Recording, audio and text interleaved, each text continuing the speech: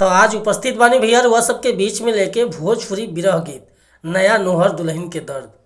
नया नोहर दुल्हन भी ओकरा दिल पक्का गुजरत ओकर पति परदेश बाड़न। यही विषय के गाना बनौले बनी और दिल से बताओ तनी भैया कि एकर नया म्यूजिक बनवा के बढ़िया से गायकी कर देता नहीं तो गाना 100% बच जाए भैया। तो चलिए देर ना करते हुए मैटर के शुरुआत कल जा कि आखिर ये गीत के कैसे गावे के बा, का एकर धुन बा, का लय बा।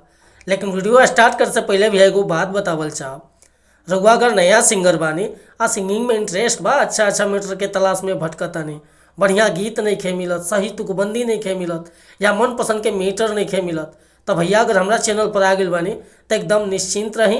रउआ जैसन भी मीटर चाहत होकर लिखवावे के बिल्कुल उचित चार्ज पर रउआ के फर्स्ट क्लास के मीटर मिल जाए भैया। तो एक खतरा कहल चाहे आपकी चैनल के सब्सक्राइब कर ली, बेल आइकन प्रेस कर ली, हर रोज रोज नया नया मीटर देखे के और सुने के गावे के मिलत रही भैया। आज के मीटर देखी कैसे गाओ के बाटे, वह पत्नी के दर्द बा दिल में का कहतिया।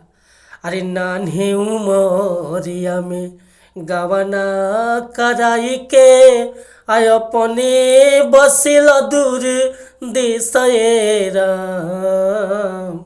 नान्हे उमरिया में गवना कराई के अपने बसिल दूर देश राम। हमारे उफान अब चढ़ली जवनिया बिरही के भइल हमार भेषे राम। कि मारे उफान अब चढ़ली जवनिया बिरही के भइल हमार भेषे राम। तब भैया ये मुखड़ा लेके उपस्थित रहनी रुआ सबके बीच में। और हाँ भैया अगर ये मुखड़ा पसंद बा, फुल गीत लिखवावे के चाहता नहीं तो कॉन्टैक्ट नंबर हम डिस्क्रिप्शन में दे दिले बानी, रुआ फ़ोन या व्हाट्सअप कर सकीले। बिल्कुल उचित चार्ज पे गाना रुआ के व्हाट्सअप के जरिए मिल जाए। और हाँ वीडियो पसंद आए तो एगो लाइक करब, कमेंट करब। चैनल पर अगर पहली बार आई लोग तब यार रिक्वेस्ट बा चैनल के सब्सक्राइब करके जाए। जय हिंद, जय भारत, जय भोजपुरी समाज।